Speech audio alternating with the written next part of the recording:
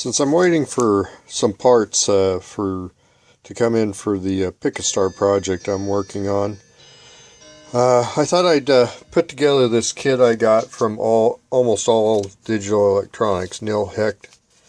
Their website is in here somewhere. Oh, it's www.aade.com. I'm building the LC meter, I guess that would be 2B. Anyway, it comes in a kit form. There's all the parts and everything. I thought it'd be kind of neat to put this together. The documentation looks pretty good. He's got pictures of all the components and everything here, and step-by-step instructions. So I thought it'd be a nice little project to do on a Sunday, and I'm going to need that here fairly soon when I start doing the coils for the Picastar. Also, my son's working on a Genesis G59. I can use that to help him with that. It also checks capacitance. So I'll get to work on this and start putting this together, and we'll see what happens. Okay, here's the PCB board. Pretty simple, or there's not a whole lot of markings on it or anything, but it's kind of a small board, so it shouldn't be too hard to figure out where to put things. First step of the instructions is installing the resistors. I usually like to ohm them out just to make sure I've got the right ones. This one's this would be the 47K resistor. This is probably, or this is the 1K resistor. And that checks out. And these are the 100K resistors. So I just check them before I put them in it. That way I don't have to, if I do something wrong or maybe there's an incorrect value, I don't have to try to desolder it later on. Okay, those all check out within tolerance. What I'm going to do here next is pre-bend my leads, and then insert them into the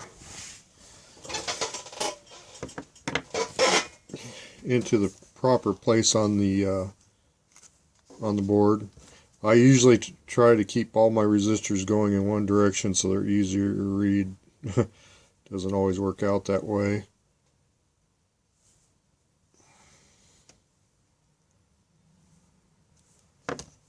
Okay, the 47K goes here, according to the instructions. Oh, I definitely bent that wrong, didn't I? In a little while. I've been working with SMD parts lately, and it's been a while since I've bent some leads for through hole.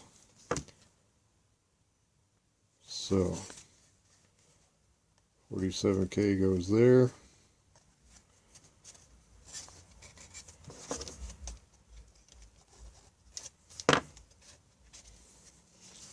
$1K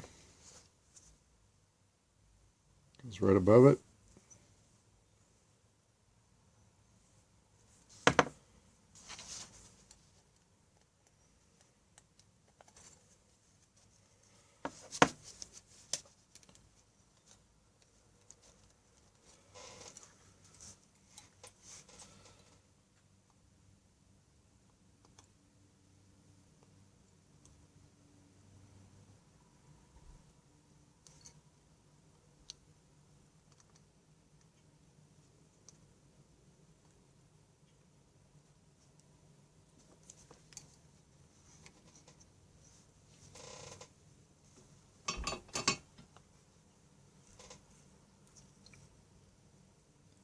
Okay, those all look pretty good.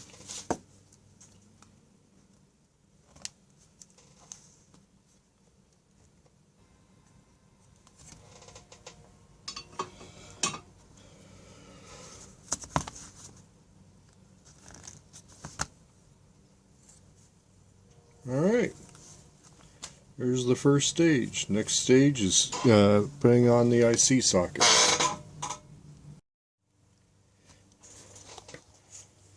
The IC sockets in shipping got bent, so I need to carefully straighten those.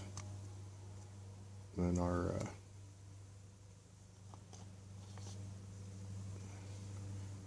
test fit them before obviously I have to get them into the circuit board before I can solder them.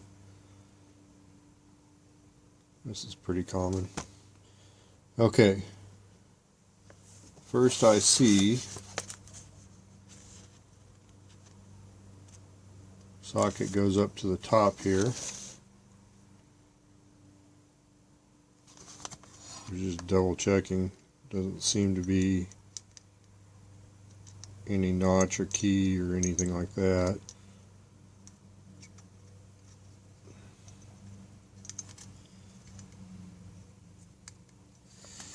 I have to do a little more forming here.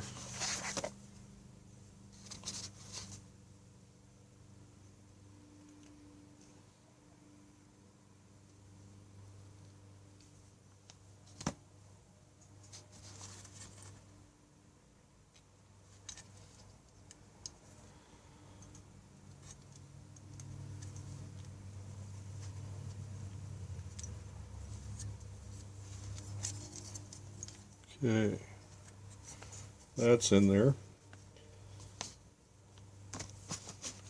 Use this lid here to...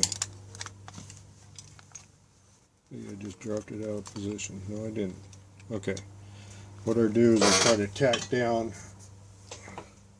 one side so it's in there, or one pin on each side, kind of catty-cornered from each other.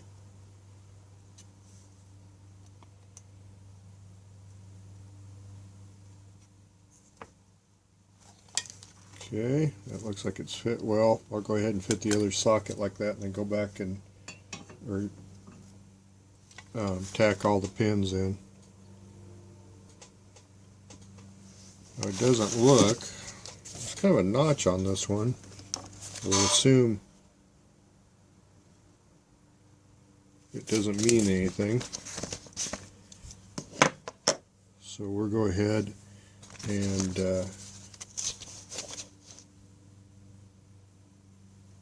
get that put in. In the picture, if there's any type of key, it's to my left. So now we can go ahead and solder all those in.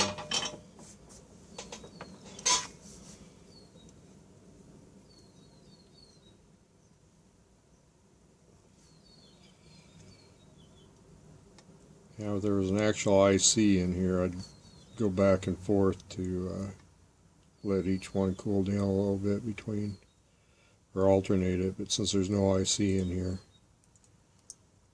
I'm just going to go right down the line. Okay, now since I don't have the best of the eyes anymore, I'm going to take my magnifying glass and inspect my soldering. So far it looks pretty good. So on to the next phase.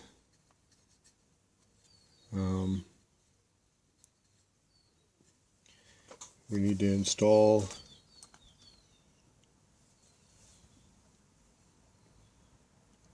a 16-pin connector. And I would assume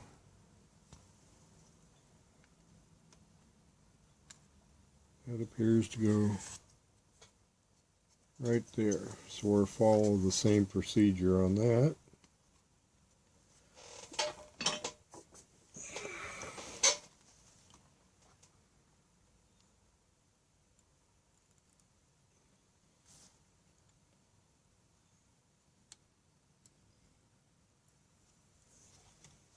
Tack both ends and then flip it up, make sure it's good.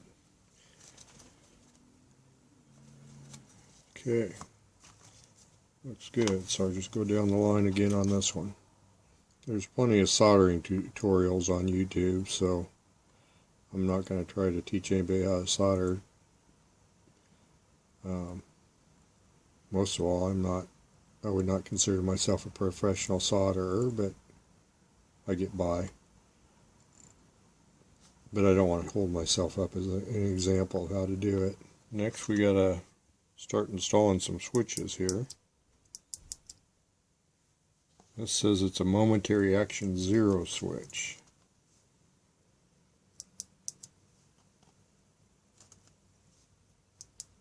So out of these 4 switches, this is the only one that appears to be a momentary action. So, looks to me like that fits right in here.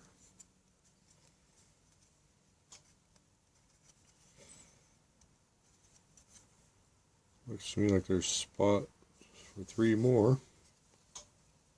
So, that should be right. So we'll go ahead and do that one.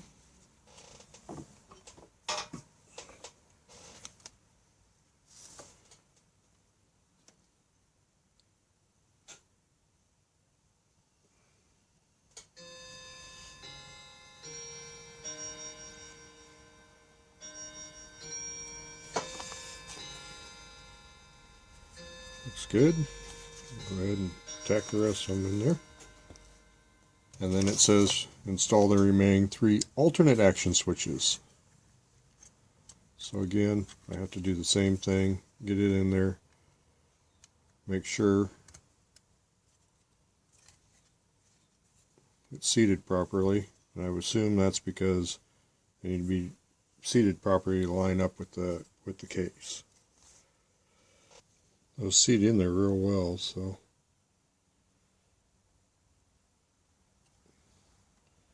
you have to be half asleep not to get them lined up correctly. But I've been known to be half asleep when working on stuff, so I have no room to judge. Alright.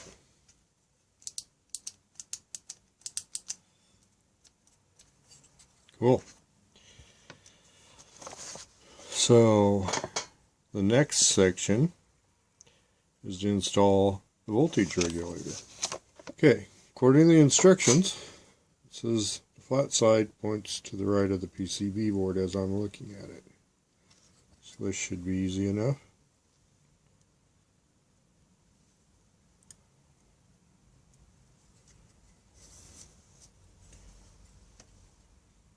Looks correct according to the diagram.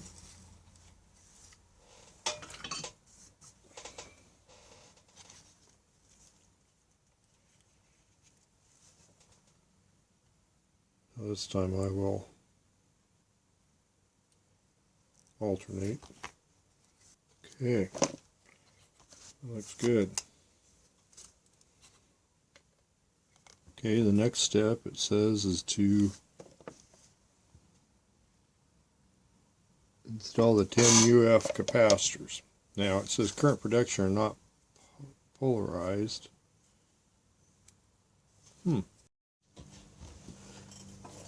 After researching the capacitors, these are the 0.22 UF capacitors. And so I've got everything else figured out, except I've got a extra capacitor over here, but he does say sometimes they drop in extra ones. So we'll go ahead and install these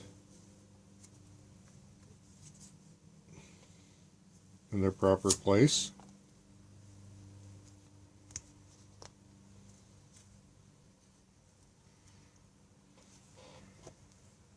You can get the rest of them put in their proper place and go ahead and solder those down. And it says there's a tantalum that you need to install.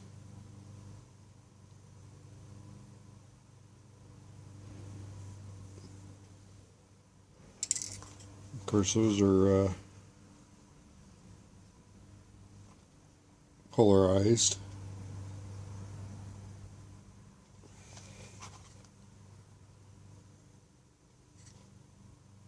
And let me see. Which direction does that go?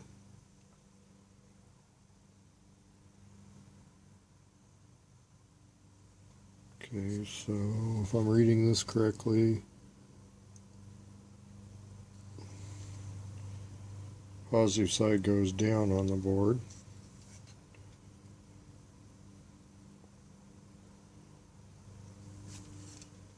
We got 680 PF.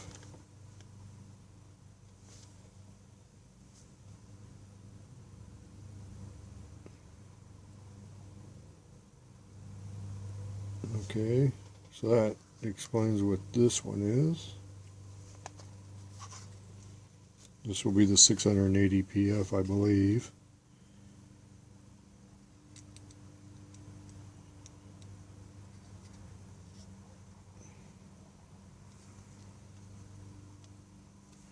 And then it says install C2A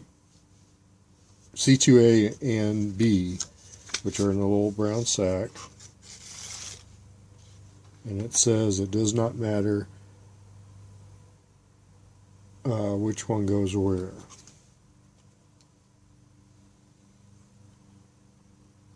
So I'm going to go ahead and install that one there.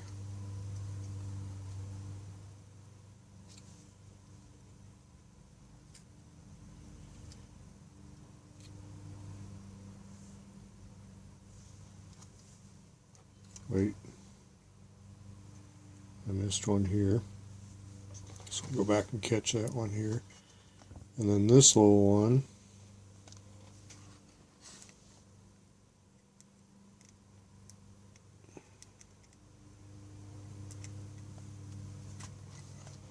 and those leads a little bit.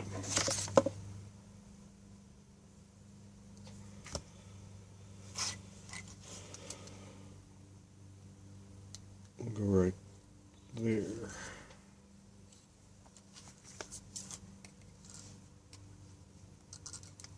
Try to pull that through without breaking it.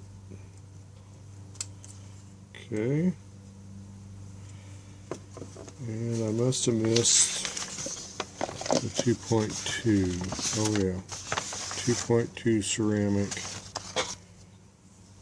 This one here.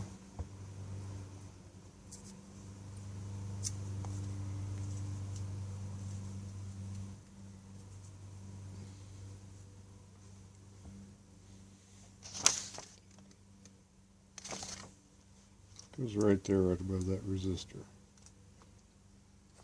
Okay, so we've got quite a few to solder and place here.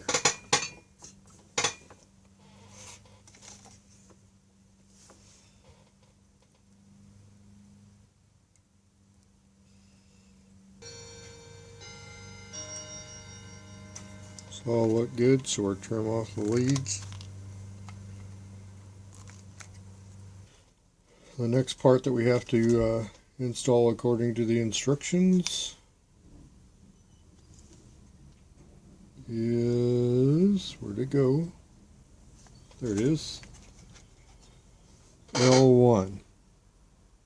Now L1, he says, I don't know why, but best results are obtained if the terminal connected to the outer layer is toward the bottom of the PCB.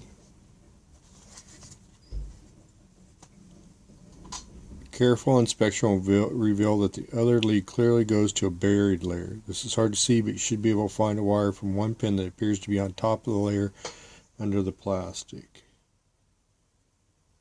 Well, I don't know if you'll be able to see that, but this lead here definitely just goes under the plastic, so I would assume that that's the top layer. So goes on to say,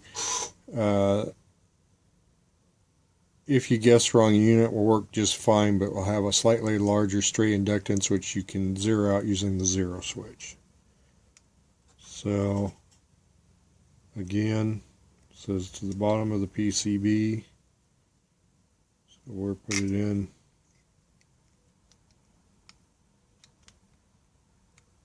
as suggested. I can get it in holes. There we go. Now we install the contrast control here.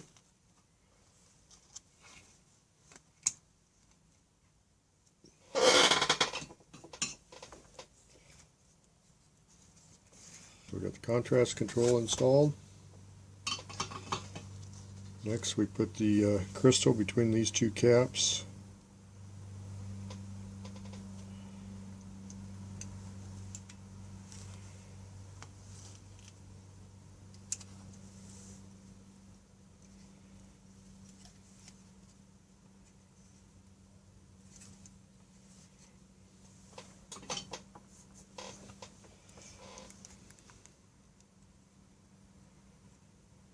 This is the relay, very small relay, and it says that the polarity does matter on this because it has an internal diode in it.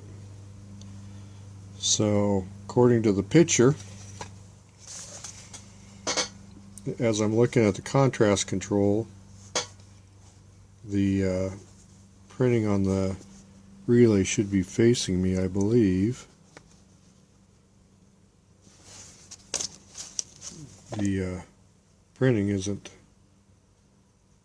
There is a mark for the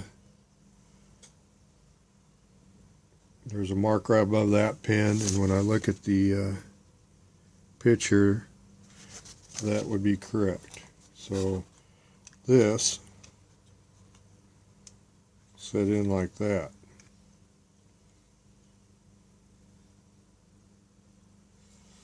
That should be right. Now what I'm going to do on this, I'm just going to put a little bit of solder on the tip of my soldering iron, try to hold it in there. Pin 1 in there. So I can set it down. The others, and then our, okay, there's enough there to hold it in place. I'll come down and solder those, then go back and solder pin 1 a little bit better. Step on this is to install the spacers. It says something about use one hole for 3/4 spacing and another for normal spacing. We use a number 8 washer. Put that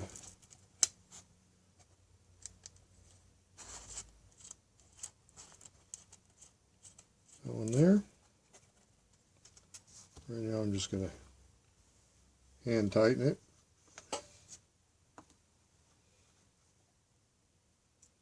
And then one other thing I forgot to mention is that the instructions say to turn that fully clockwise. Alright, so we're done with that. Now we have to install the female header on the display. So that goes in there, and it says solder only one pin, check to make sure the connector is at a right angle. And then it goes on to say actually an angle about 100 degrees is even better since it will be more parallel to the window due to the looseness of the sockets. So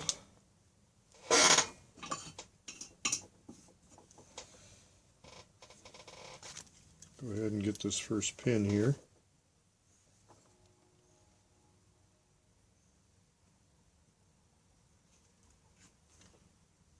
And we'll check that. That looks about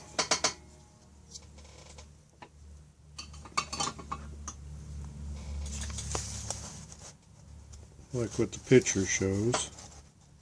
In fact, it's almost dead on. So we'll go ahead and solder the rest of these pins here.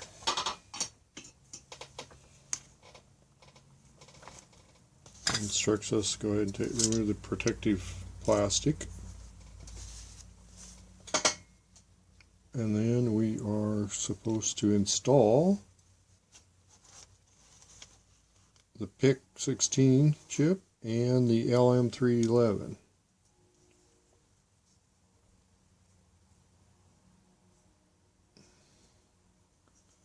So the picture shows that the LM311, I usually set these down like this and bend them in a little bit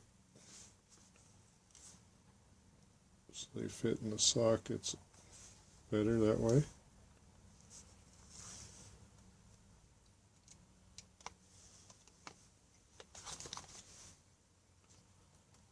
So we got the 311 in, and the picture shows that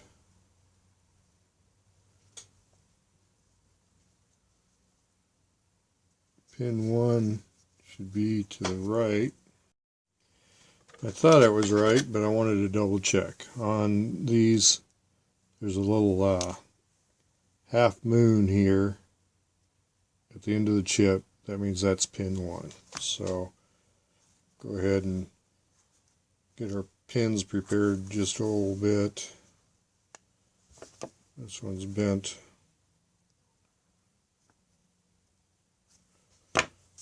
Bend them in just a hair there. Okay, that fit in there just fine. Now, it also instructs me in this step to go ahead to push these on. Ooh. It does say they go on hard, so there we go. Now the next thing is that it says if switch problems seem evident as such as switch error displayed on power up or intermittent operation, spray the little contact cleaner into this hole on each end of the switch. Okay, which would be right there. So we're waiting to see what we end up with. Now next I have to enter a 9-volt battery power. Shows sliding that down in like that.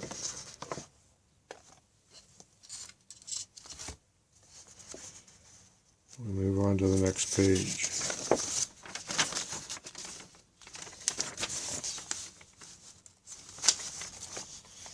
So then,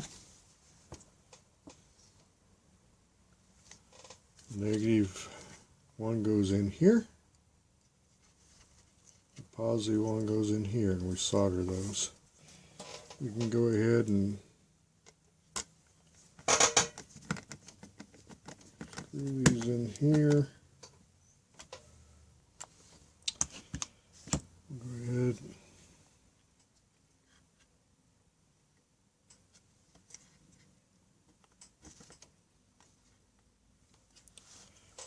Slide that on, and then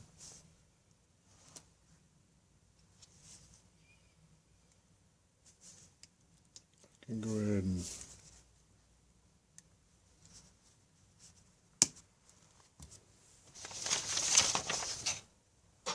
power it on. See what happens.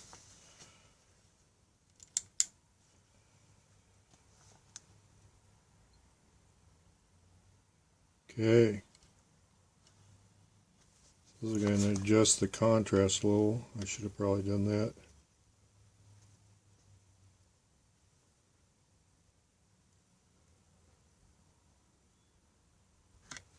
Well, that seems fine to me. So, shut that off. And then it says go ahead and put the front cover on the enclosure.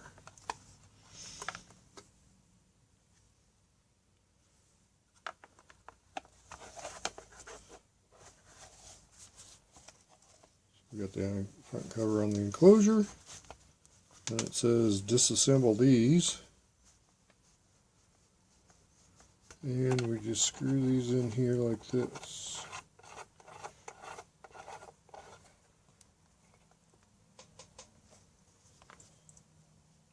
Okay, so we have that. We're supposed to discard those parts, or throw them in my junk bin, of course.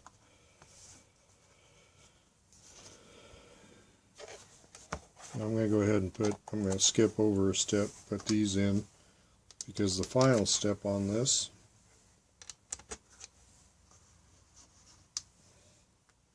is to build the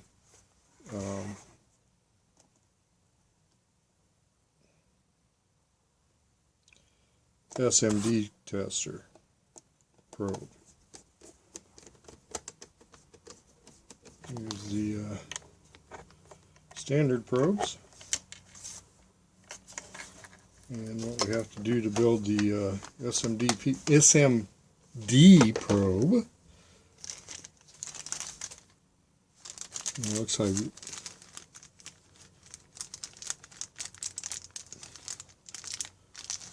he sent me with an extra pair of banana clips. Go ahead and pull those apart.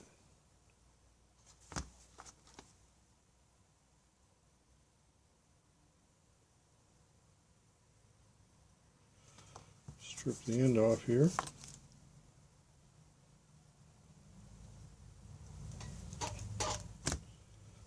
And go ahead and tin this.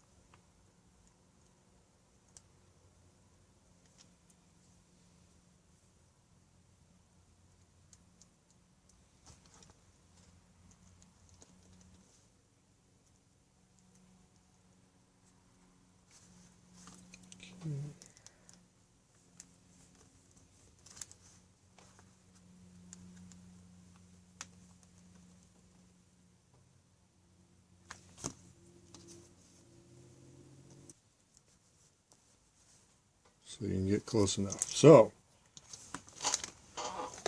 construction is completed. Okay, now, according to the specifications, it'll measure inductors from 0.001 microhenries, or nanohenries, I believe that is, to 100 microhenries. And it'll measure capacitors from 0.10 picofarads to 1 microfarad. So what we're going to try, I've got a 3 nanofarad capacitor and a 4, and then I've got some of these old, they're supposed to be 22 microhenry inductors. Or turn it on.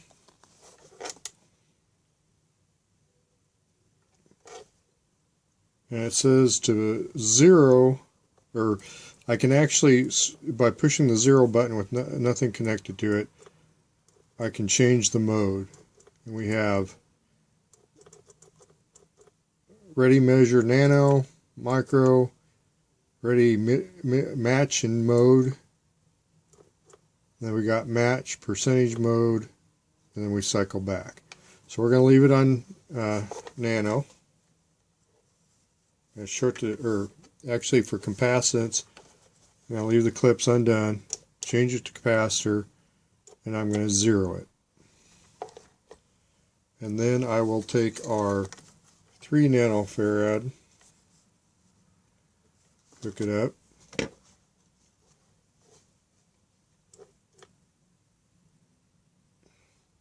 and I did that wrong, so I'll start that again.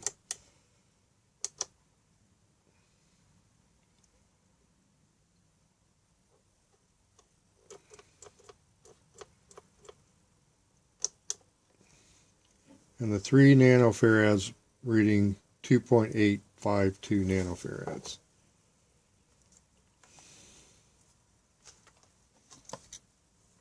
I'll put the 4 on there. And that's reading 4.048. So I believe that's probably within tolerance. So we'll call that good. Power it off. I'll turn it back on here in a second. Now it says the 0, the inductance reading.